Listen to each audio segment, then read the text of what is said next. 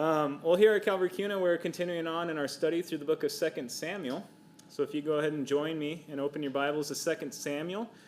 If you need a Bible to follow along with, you can raise your hand and we will get one delivered to you because we're going to be covering a little bit of turf. We're going to be in chapter 19 starting off. I didn't finish the chapter last week, left us with 3 verses that we'll be finishing. And then we're going to be looking at chapter 20. But 2 Samuel chapter 19-20 is where we will be this morning.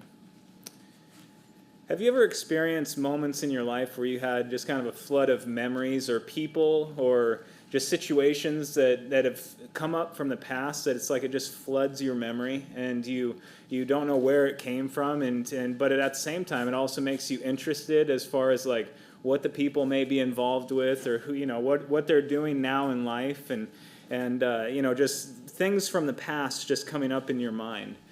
This last week I had that happen to myself. I was studying and preparing for this section of Scripture, and as I was sitting there, I had some names pop into my mind, kids that I grew up with, kids that I played soccer with all throughout my childhood into high school, where I thought, man, I wonder what this person's up to.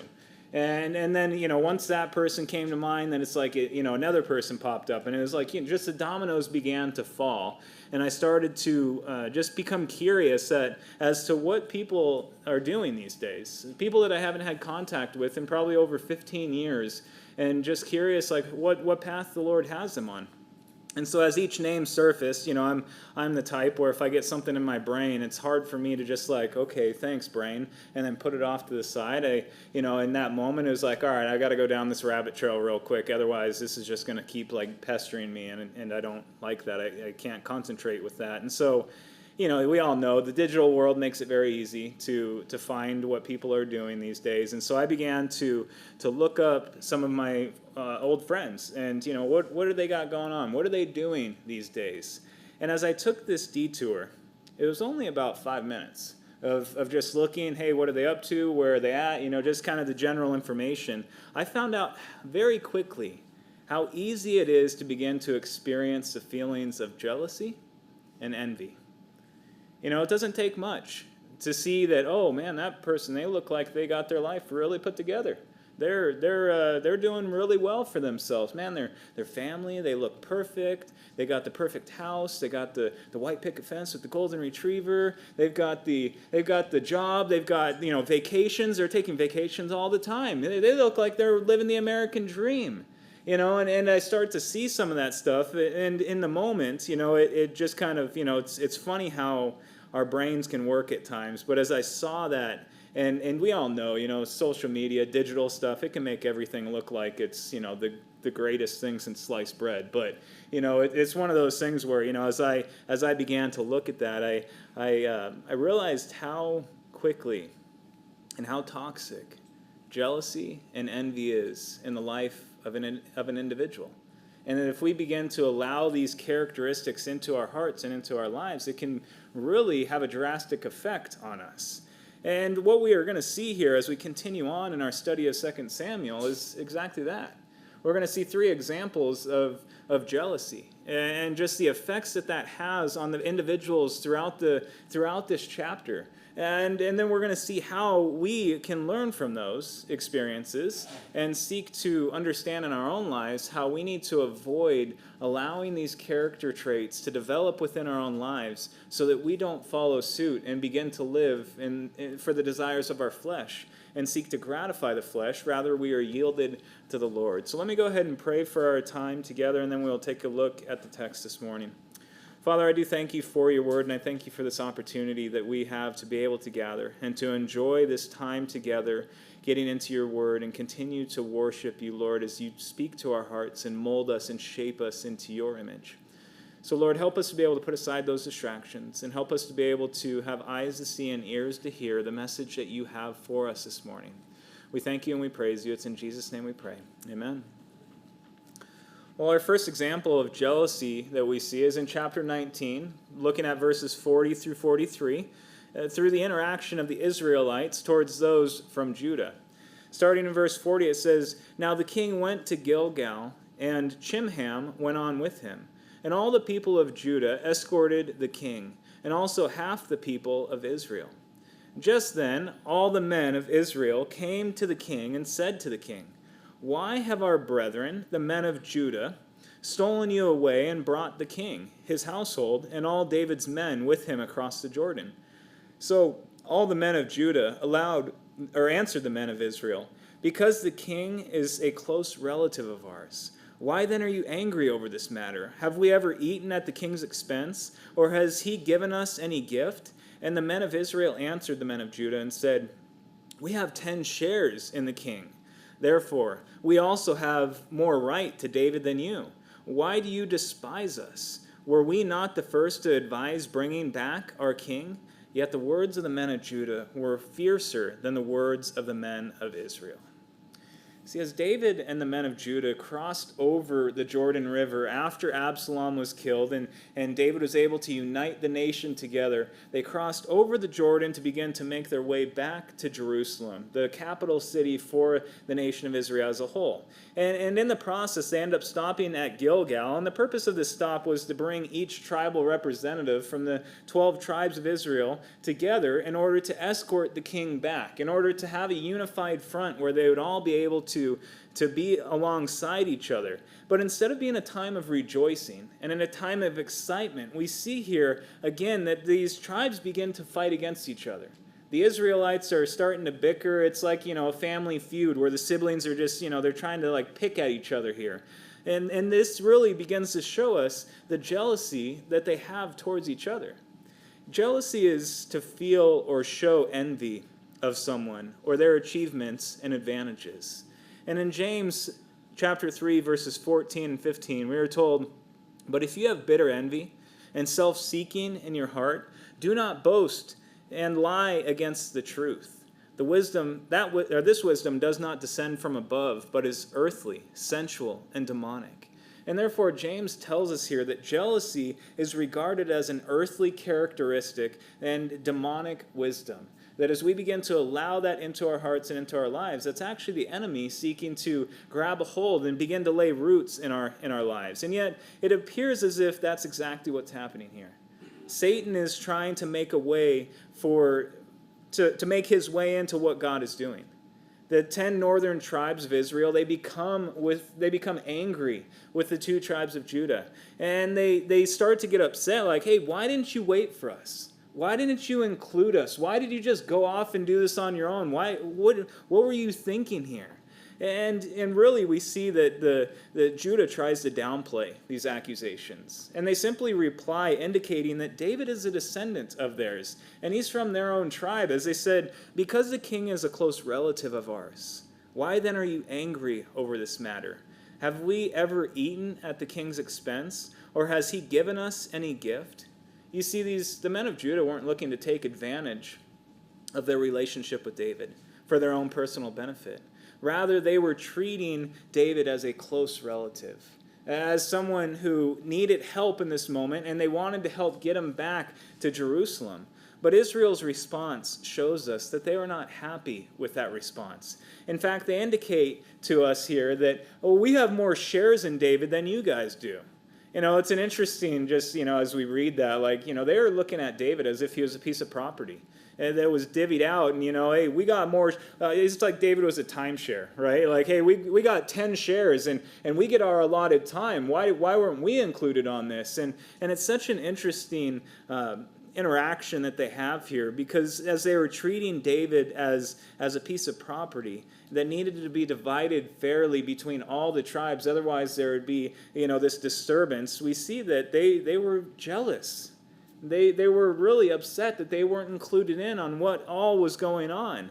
But through this whole ordeal, the one thing that we see that is missing through the tribal representatives as well as through David, and perhaps it's just that it's not recorded in the text, but the one thing that we see that is missing is that any of these leaders are searching the Lord, that are calling out to God, that are asking the Lord, "Hey, what is your will? How would you have us to be able to unite together as a nation? How can we live in such a way that we would glorify your name?" Instead, all they care about is what it looks like for them and what they get, what their benefit is. And if they don't get what they want, or if it's not what they would desire, then they're going to throw a fit about it.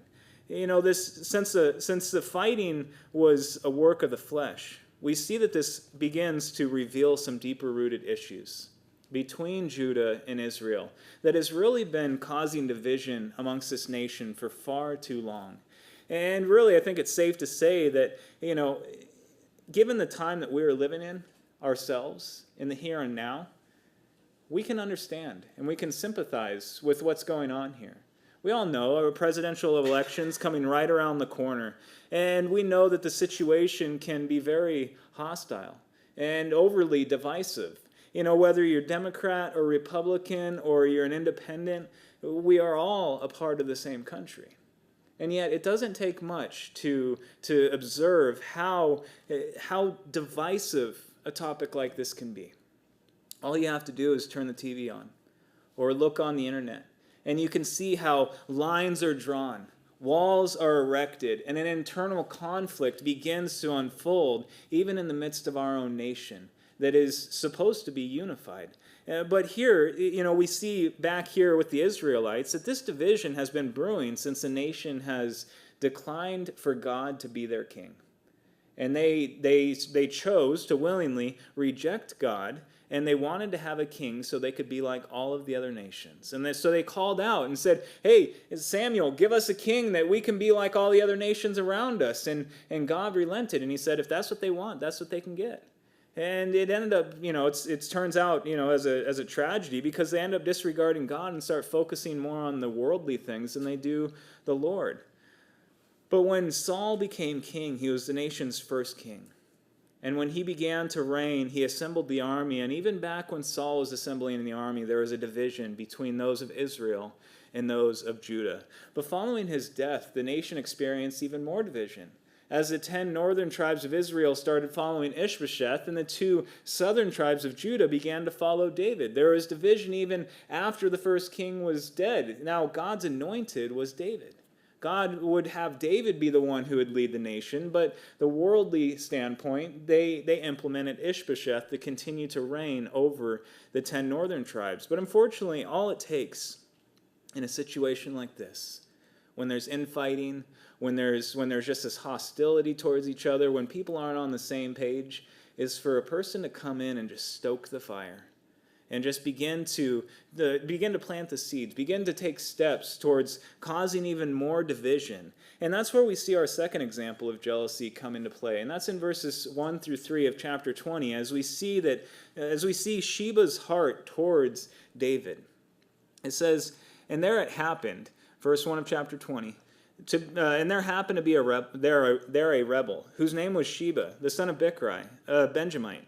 And he blew the trumpet and said, "We have no shares in David, nor do we have inheritance in the sons of Jesse. Every man to his tent, O Israel." So every man of Israel deserted David and followed Sheba, the son of Bichri. But the men of Judah from the Jordan as far as Jerusalem remained loyal to their king. Now David came to his house at Jerusalem, and the king took the 10 women, his concubines, whom he had left to keep the house, and put them in seclusion and supported them. But he did not go into them. So they were shut up that day so they were shut up to the day of their death, living in widowhood. This man Sheba, he saw David's weakened state. He saw the situation that was playing out here, and he sought a way of being able to take advantage and use this opportunity to stir another rebellion against the king. And perhaps while Absalom had failed, maybe he would be successful and that he could become king over this nation. But in this rebellion, he sought to accomplish 3 things. The first is that he indicates here that we have no share in David, which would have been his claim that David had no sovereignty over the nation of Israel or a right to reign over Israel any longer. He lost that when he went out into the wilderness, when Absalom came in to take his place. Second, we see that he says, "Nor do we have an inheritance in the son of Jesse," which would have devalued David's identity and his heritage, his lineage. You see, we have to remember that David wasn't a royal descendant. He didn't come from a royal family. He wasn't the king's son. Rather, he was a shepherd's boy. And he was the last in line. He was the shepherd's boy that was more or less despised. If you recall the story when Samuel came to the house of Jesse and said, hey, I want you to bring all your sons before me. They ran through the whole slew of sons. And Samuel, the prophet at that time, he's looking at him like, oh, yeah, he looks good. He's tall. He's muscular. He's good looking. And, started going through that. But God was like, nope, not him. Move on to the next. Nope, not him. And it kept going on. And finally, all the sons ran out. And as Jesse's there, and Samuel's like, do you not have any more sons? He's like, well, these are all, well, I guess I do have one more. He's out in the field. He's caring for the sheep. That's who David was. David was a shepherd's boy. And David was one who was caring for the family's flock. He wasn't the one that the people looked to. He wasn't the one that the people probably prescribed to at first. But here we see that he was picked by God from the fields to then serve the people and to shepherd God's people, to shepherd God's nation. And third, we see here that his final thing that he sought to accomplish is he says, every man to his tent. And in this proclamation, Sheba sought his own way and to gather the people to come alongside him and to despise the king and to rebel against the king rather than continue to have a unified front that Israel could go along with. And so in response, Sheba stands against David. And the text indicates to us that every man of Israel deserted David and followed Sheba, which would have been another indication here that a second civil war was about to take place. But isn't this a very quick turn of events? Wasn't it just the Israelites just a minute ago that were saying, we were the ones who were calling for the king to come back and reign over us, and now they're like, yeah, what king? Let's get out of here. Sheba's our man. Let's follow him. You see, when we look at this as a whole, the men of Israel began to follow Sheba, and the men of Judah continued to follow David. And we see that there is continued division amongst this nation as a whole. But before any sort of battle takes place, David arrives back home in Jerusalem, and he takes care of a little bit of business. You see, if you remember a couple chapters ago when David left Jerusalem because Absalom was making his way to him to lead this rebellion against the king, David fled into the wilderness, and in the process he left his concubines, his 10 concubines behind, and you can imagine the conversation like, hey, you guys just stay back here, it's going to be harder for you out in the wilderness, you stay here, I'll be back in a minute, just hang out, I'll be back shortly. But as he left, we learn that as Absalom came into Jerusalem, one of the first things that he was advised to do was to take all of David's concubines and to take them up to the rooftop and have relations with them. And we saw that it was something that was abhorred, that was very despised, and something that would have been an absolute just train wreck for David and Absalom to ever regain the relationship again. But in the process of that, we see that now as David has come back into Jerusalem, the first thing that he does is he takes these 10 concubines who were violated by his son Absalom, and he sets them aside where they would no longer be able to have relations with him, where they would no longer be able to continue on in their life. They would more or less be set aside to live the rest of their lives out in isolation and in widowhood. They weren't given to any other men. They basically were just there to live until they died. Now, what's sad to see is that these women became victims of Absalom and David's sin. And yet they were the ones that were being punished. See, it's good for us to remember that our sin has ripple effects. And that our sin doesn't just hurt us, but it can hurt those around us. And while the enemy will tell us, oh, yeah, you should do that. Go ahead and get involved with that. Nobody will know. It's just you. You're the only one who will know about this. You're the only one who may feel the effects of it, but it's not a big deal. Just go ahead and get involved in that. That is such a lie. That is a lie from the pit of hell. Because our sin does affect our lives, but it also affects those around us. And this is an example of that. You see, David and Absalom's sin affects these women, to the point where David, he still took care of them, he still provided for them, but they more or less became outcasts, living the rest of their days in seclusion. And David, he really was left with no other options. You see, these women, they didn't do anything that deserved death. They didn't do anything where it's like, hey, they just need to be punished and all of them just need to go away. They were defiled by Absalom, but David could no longer have the same relationship with them. They hadn't done anything wrong to deserve the death, and releasing them to go and remarry somebody else was not an option for this situation here. So David sought to do what was best in light of the situation. And he takes these women and he continues to support them while allowing them to live in an isolation there by themselves. But as that matter is dealt with, we then move on to see our third example of jealousy in verses 4 through 14 as we look at the story of Amasa and Joab. But first we're going to see David's response when Amasa doesn't respond in a timely fashion to David's demands. In verses 4 through 7 it says, "And the king said to Amasa, 'Assemble the men of Judah for me within 3 days, and be present here yourselves.' So Amasa went to assemble the men of Judah. But he delayed longer than the set time which David had appointed him. And David said to Abishai, 'Now Sheba, the son of Bichri, will do us more harm than Absalom. Take your Lord's servant and pursue him, lest he find for himself fortified cities and escape us.' So Joab's men, with the Kerethites and the Pelethites and all the mighty men, went after him. And they went out of Jerusalem to pursue Sheba, the son of Bichri. When David hear of Sheba's rebellion, he immediately sends word to his newly appointed commander, to Amasa. This was Amasa's first opportunity to show King David that he was capable of leading the nation, that he was capable of rallying the troops and leading them out and having a successful military campaign.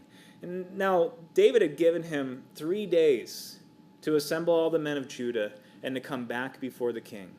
And we can look at that and think, hey, that's a relatively quick time frame to be able to go out and to travel to all the places of Judah, to rally enough people to then go out and search for Sheba. But David was looking to deal with this situation quickly. Otherwise, this group of rebels could perhaps grow out of control, and David would not have the opportunity to act or respond the way that he needed to. You see, thousands had already followed Absalom, their first king. So who's to say that thousands more wouldn't follow the second false king? Which made it appear as if the 10 northern tribes here were willing to follow just about anybody who stepped in for leadership. All the person had to do was be able to breathe and have a heartbeat and say, hey, I'm interested in leading. And they're like, hey, that's our guy. We're going to follow him. Even if they don't have the credentials or the ability to do so.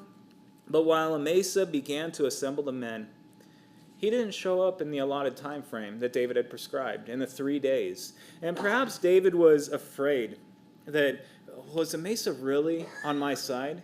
I mean, we have to remember, Amasa was the one who had allied himself with Absalom, David's enemy in the last civil war. He was the captain and the commander over Absalom's troop. And it's possible that, he thought, hey, he's defected to the other camp, and he's leaving me high and dry, and my life is in jeopardy. Now, it's a good thing to remember that Amasa had not been sitting in this position of commander for long. So another very good possibility is that he didn't have the reputation among the men to be able to come and say, hey, King David is calling upon you to come and fight on his behalf, and we need to rally up at this point. That they didn't trust him, and they were unwilling to follow a man that they did not know. They didn't know if their lives were going to be in jeopardy because of this situation. But regardless, when he didn't arrive in the appointed time, David takes matters into his own hands. And we see that he then calls upon Abishai. Now, we've been seeing Abishai throughout this book here as a man who has historically proven himself that he has lacked restraint. That he continues to have the same words come out of David's mouth of, what am I to do to you, or what am I to do with you, you sons of Zeruiah? Because this man is continually acting as if he's a mosquito. He's just bloodthirsty. He's looking to just annihilate anybody that he can get his hands on. He lacks the restraint needed, but he's also proven to be a valuable warrior for David, who was one of David's commanders and one of the men who David trusted to go out into war and to take care of business. You see, David simply communicates to him that, hey, we need to find Sheba and we need to deal with him quickly. before this uprising occurs, before he gains any further traction. And additionally, he provides Abishai with Joab's servants alongside with the men, or the Kerethites and the Pelethites, and all of the mighty men to continue to pursue Sheba in order to eliminate him. But continuing on in verses 8 through 10, we see this conflict happen between Amasa and Joab. It says in verse 8, when they were at a large stone, which is in Gibeon, Amasa came before them. Now Joab was dressed in battle armor. On it was a belt of sword, fastened in its sheath at his hips. And as he was going forward, it fell out. Then Joab said to Amasa, "Are you in health, my brother?" And Joab took Amasa by the beard with his right hand to kiss him. But Amasa did not notice the sword that was in Joab's hand, and he struck him with it in the stomach, and his entrails poured out onto the ground. And he did not strike him again. Thus he died. Then Joab and Abishai, his brother, pursued Sheba, the son of Bichri. While Amasa didn't rally the troops up in the timely fashion that David was looking for, he was still a man that supported the king. He could have just said, "Hey, they left without me. I guess, tough luck. I'm just going to sit back and just hang out at camp until, the news comes back of whatever happened." He didn't do that. He left. He continued on to go be with them, to join them in the battle, to fight for his king. And when he arrived at Gibeon, Joab was there to meet him. Now, we don't know why Joab joined, or when Joab joined Abishai. There's no indication that David even sent him out. The last we knew that Joab was kind of like blacklisted, and hey, you're not our commander anymore because of your actions that you've done in the past. But here we see that, he certainly wouldn't have been happy with Amasa. And the fact that Amasa had gotten promoted to the position of commander and taken his role as David's commander.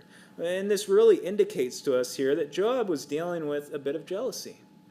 He was dealing with a bit of envy. He no longer had the power over the people anymore. And really, this was a sign of where his true heart was here. Because while Joab appears to accidentally drop the sword while he's coming up to Amasa, he comes up and it appears as if he is unarmed and that it's going to be a peaceful encounter.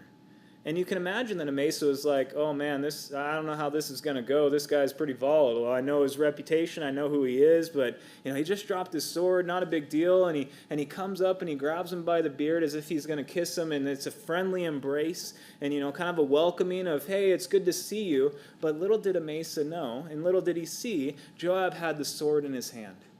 And we get this, a bit of a grotesque scene here of what happens. This is the first of two, just a heads up. But we get this scene here that he thrusts the sword into his stomach, cutting his stomach open, and all the insides just come pouring out. And just leaving him to die, to wallow in his own blood here. But while Amasa had failed to gather the men in the appointed time, he didn't do anything that deserved death. He didn't do anything where it's like the king's like, "Hey, go take care of him. He needs to die as well." No, it's true that he had joined forces with Absalom. But David had forgiven those who had joined forces with Absalom. He was seeking for a new beginning, a fresh start. Joab could have simply just taken the command away from Amasa. But instead, he does what he always does. He eliminates any person in front of him that he views as a threat for David or for the kingdom. And he took matters into his own hands rather than allowing the Lord and his will to be accomplished. And we'll see here later on in this chapter that that's going to come back to bite him, because God didn't ordain this. He was acting upon his flesh. But once again, the situation is dealt with. And Joab and Abishai, they continue to pursue Sheba in order to get to him before the next civil war begins to take place. But after Amasa is killed, we'll see in verses 11 through 14 how Joab takes the opportunity then to assert his authority. Starting in verse 11, it says, "Meanwhile, one of Joab's men stood near Amasa and said, 'Whoever favors Joab and whoever is for David, follow Joab.' But Amasa wallowed in his blood in the middle of the highway. And when the man saw that all the people stood still, he moved Amasa from the highway to the field and threw a garment over him, when he saw that everyone who came upon him halted. When he was removed from the highway, then all the people went after Joab to pursue Sheba, the son of Bichri. And he went through all the tribes of Israel to Abel of Beth-makkah and all the Berites. So they gathered together and also went after Sheba.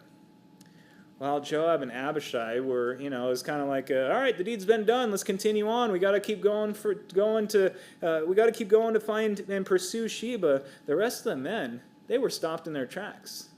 They weren't knowing how to respond. You see, these men, likely this wasn't their first time going out into war.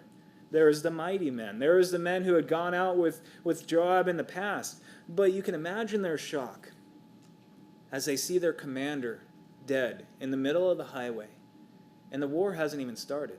They haven't even started fighting their enemies. How is our commander dead? How is he in this state? How is this happening? And nothing is being done. He's just here wallowing in his own blood here. How is this even possible?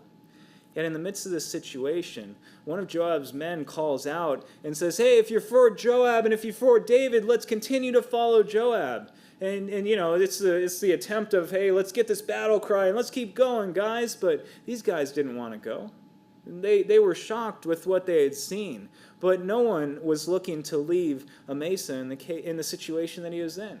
And so we see that one of the men eventually had moved his body into the field and covered the body. And once the body was out of sight, out of mind kind of deal, they were able to continue north, continue to pursue Sheba, and they would seek to stop this rebellion before it gained any further traction.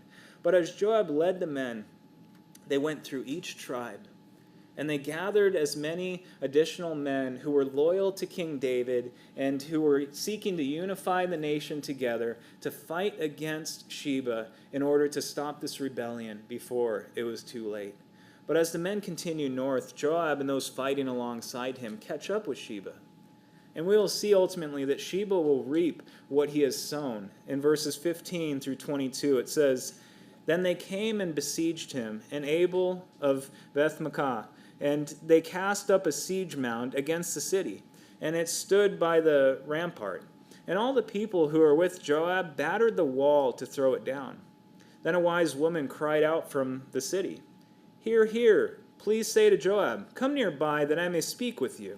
When he had come over to her, the woman said, Are you Joab? And he answered, I am. Then she said to him, Hear the words of your maidservant. And he answered, I am listening. So she spoke to him, saying, They used to talk in former times, saying, They shall surely seek guidance at Abel, and so they will end disputes. I am among the peaceable and the faithful in Israel. You seek to destroy a city and a mother in Israel. Why would you swallow up the inheritance of the Lord? And Joab answered and said, far be it from me, that I should swallow up or destroy. That is not so. But a man from the mountains of Ephraim, Sheba, the son of Bichri by name, has raised his hand against the king, against David. Deliver him only, and I will depart from the city. So the woman said to Joab, Watch, his head will be thrown to you over the wall. Then the woman, in her wisdom, went to all the people, and they cut off the head of Sheba, the son of Bichri, and threw it out to Joab. Then he blew the trumpet, and they withdrew from the city, every man to his tent. So Joab returned to the king at Jerusalem. As Joab and his men here, they finally catch up to Sheba. He's in one of the furthest north locations within Israel, just a little bit outside of the city of Dan, which is, again, one of the furthest locations north. But they're in this place called Abel. And Joab begins to set up a siege mound against the city. Now, in order for a siege mound to be set up, a siege would have been a battle tactic in which the armies would surround the cities, and they would cut off all the supplies so that the people that they are battling against that are within the cities, they would be forced to surrender ultimately because they were running out of supplies. They would run out of water and they would run out of food. But as they developed this siege mound, it also would have allowed them an opportunity to shoot arrows into the city, to throw things into the city as a means of being able to attack them. with physical objects and really seek to drain their emotions, exhaust their supplies, and leave them really defenseless as their defenses would be destroyed. But as they build this siege mound, we learn that they put them next to the rampart, which is the outer rings of this fortification around the city that allowed for this extra protection. And then the men of Joab began to go and to strike the wall. And they began to seek to break the wall down so that they could get into the city and be able to find and capture and kill Sheba. But in the process of this, you can imagine them out there with their battering ram, just like, doing this whole thing, going back and forth, trying to break down brick by brick or stone by stone, however it was built back then. And they're trying to get through. And then this woman, just, "Oh, Joab, where are you?" She's crying out there like, "Hey, I want to get your attention. I need to speak with you, Sir Joab." But this woman would have been the third woman that would have changed the course of events for David. The first woman, if you recall, is back in 1 Samuel 25. The woman Abigail, who was the wife of Nabal. Now, David in that time, he was running from Saul. And he was out in the wilderness running for his life. His men were famished. They needed some food. It was sheep shearing season. And he sees that Nabal is a wealthy man with a lot of sheep. He's watched their flocks for him. And he simply goes to Nabal and says, "Hey, would you mind sparing some of your sheep so that we can eat and be nourished?" And Nabal basically just totally rejects him and says, "Yeah, who do you think you are? I don't even know who you are. You think that you're David? Like, what does that even mean to me?" And that infuriated David, to the point where he was marching down with an agenda to kill Nabal. But in the process, Abigail stepped in and spoke some wise words to him and really got to him before he murdered somebody else, which would have tainted his record. Second, we saw the woman of Tekoa stop as an example, speak some truth into his life as she used the example of, what would you do if my sons did this? And it was the whole story of David needed to deal with his own son, with Absalom, and the murder that he did towards his brother. But then now we see that this woman here of Abel, this wise woman, she cries out to Joab, proclaiming that, "Hey, Joab, the city is not a part of what is going on here. We're not a part of the rebellion. It doesn't deserve to be attacked. In fact, this city has been a place where people come and seek wisdom. They seek guidance. They seek to be able to get something. And the Lord has used this city and the inhabitants of this city for his glory, for his name." Perhaps this woman was seeking to draw his attention to the point that is pointed out in Deuteronomy 20, verses 10 through 14, that there was a law that required the city to give an offering of peace before it would attack their enemies. It says, "When you go near a city to fight against it, then proclaim an offer of peace to it. And it shall be that if they accept your offer of peace and open to you, then all the people who are found in it shall be under tribute to you and serve you. Now, if the city will not make peace with you, but war against you, then you shall besiege it. And when the Lord your God delivers it into your hands, you shall strike every male in it with the edge of the sword, but the women, the little ones, the livestock, and all that is in the city, all its spoil, you shall plunder for yourself, and you shall eat the enemy's plunder, which the Lord your God gives you." So in response here, Joab proclaims to this woman, "Hey, it's not my desire to destroy the city. We're simply after a man from the mountains of Ephraim, a man by the name of Sheba, who has started a rebellion against the king, against King David." He then provides this woman with an opportunity to back up what she is saying and to back up the things that she is proclaiming, to give her a chance to deliver and on her words there. And then if she is true and faithful to her words, then they will leave the city alone. And in response here, we see the woman, she convinces the city in her wisdom to go and capture and kill Sheba. Cut off his head, lob the thing over the wall, and as Joab sees what is happening here, and Sheba's completely dead now, his problem's dealt with, he blows the horn, which would have been an indication that this next rebellion, the second civil war that was on the brink, is officially over. Now, while it may seem cruel that Sheba was killed in this manner, we need to understand that Sheba was not innocent. He had sealed his fate when he led a rebellion against God's anointed king. Unfortunately, he never got the opportunity to show his leadership skills and to go and to rally an army to go up against King David. Instead, he ultimately was killed for his choices, as his choices had consequences. His consequence was his own death. But as Joab saw this woman was true to his word, and as that trumpet was blown, they called it off. They said, okay, we got what we wanted. Let's go ahead and head back on to Jerusalem. And they ended up going back down to Jerusalem, saving this country from another war taking place within their own people. But as we close this chapter, we get the behind-the-scenes look of David's second governmental administration in verses 23 through 26. It says, "And Joab was over all the army of Israel. Benaiah, the son of Jehoiada, was over the Kerethites and the Pelethites. Adoram was in charge of the revenue. Jehoshaphat, the son of Ahilud, was a recorder. Sheva was a scribe. Zadok and Abiathar were the priests. And Ira, the Jerite, was chief minister under David." After Amasa was killed, and after Sheba was taken care of, who regains power as commander over David's army? Joab. Joab got what he wanted. He manipulated the situation, and he regained control. He regained the power. He could then stand a little bit taller saying, I'm the commander of David's army, and continue to live in the way that he was living.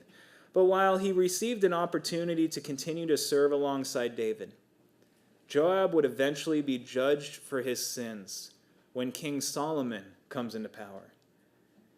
In 1 Kings chapter 2, verse 32, Solomon says, "So the Lord will return his blood to his head, because he struck down 2 men more righteous than he, and he killed them with the sword, Abner, the son of Ner, the commander of the army of Israel, and Amasa, the son of Jether, the commander of the army of Judah, though my father David did not know it."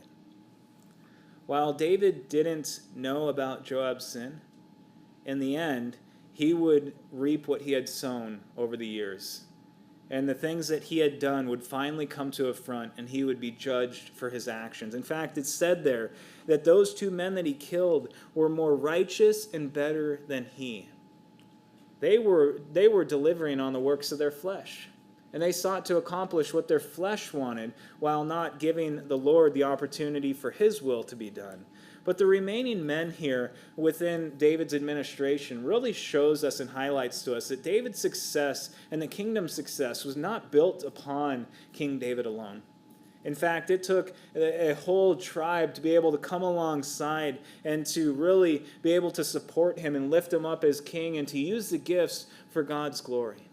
And I know that I've said this times in the past, and I'll continue to say it. It's no different than our situation here at this fellowship. While I may be pastoring this church and I get up here to encourage and speak with God's truth, we can't accomplish the work that God has for us without your help. Each and every one of you has a gift that God has given you to use for his glory, to use for his kingdom. And the more that we try to say, like, yeah, that's nice, I hear that, but, I don't want to serve, I've got other things going on, the more that begins to actually cause God's plan for this fellowship, God's plan for his name to be glorified, to actually be reduced. We need to be a part of what God is seeking to accomplish. We need to use the gifts that God has given us so that his name will be glorified. And that's what happens here, is that David raised up men who would serve alongside him to use the gifts for the kingdom and for the Lord's name to be glorified, for the health of the nation as a whole. Now, in addition to the normal ones, in addition to the ones that we had heard in the previous administration under David, we see that his administration has grown. Two additional men are mentioned and given an account to, that there's 2 new officers within his reign. The first one was Adoram, which was in charge of the revenue. And the second was Ira, who served as David's chief minister. And with these 2 additions, David would be able to continue to lead the people and to continue to support them in such a way that he could focus on the things that he needed to focus on, but then others would be able to use their gifts and talents to be able to serve the nation as a whole. Now, in closing, we have seen 3 examples of jealousy throughout this chapter as we have studied this morning. First was the Israelites towards the men of Judah, for their lack of welcoming and seeking to have the Israelites come with them for the entire way as David left the wilderness and began to come back to Jerusalem. Second was Sheba and his jealousy towards David and the fact that, he didn't like the direction that David was going, and so he sought to lead another rebellion against the king. And finally, we saw there Joab and his jealousy towards Amasa, and really how he forced his own will, the desires of his flesh, upon the nation as a whole.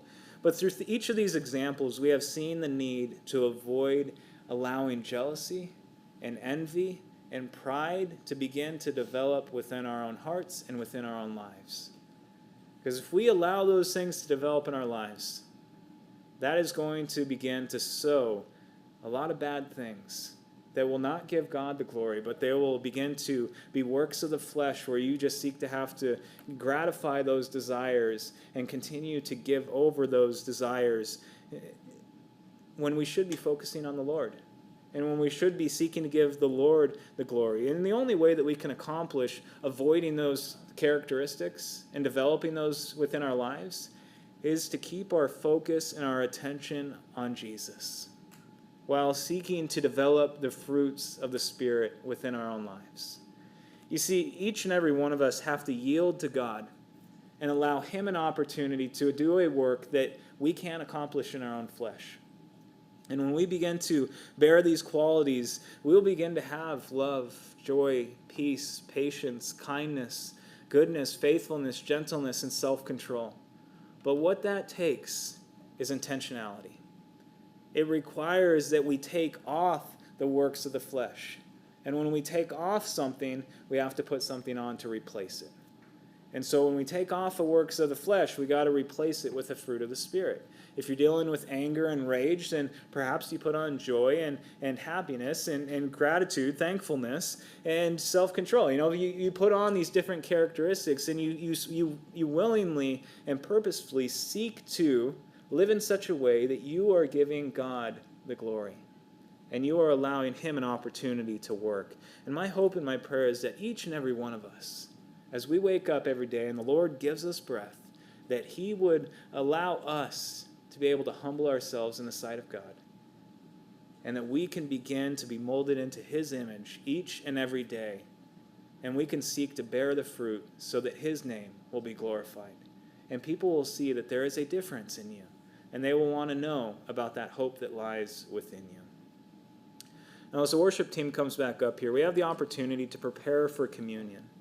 And here at Calvary Kuna, we believe that celebrating communion is one of the 2 ordinances that the Lord instructs those who have put their faith and trust in Him to continue to observe on a regular basis. In fact, in 1 Corinthians 11, verse 26, we are told, "For as often as you eat this bread and drink this cup, you proclaim the Lord's death till He comes." So as we sing this next song and the communion elements are distributed, you can go ahead and hold on to them, and then I'll come back up and explain why we partake of communion again, just as a reminder, and then we can partake of it together and we'll close our service here. But this is a time as we sing this song to settle our hearts. Lord, is there anything that's going on in my heart and my life that is causing a wall of separation between me and you? Help me to be able to identify that, and help me to be able to work through that so that you are my number one, so that you are my God that I choose to follow. And that's something that each and every one of us can do within the quietness of our hearts as we sing this next song together.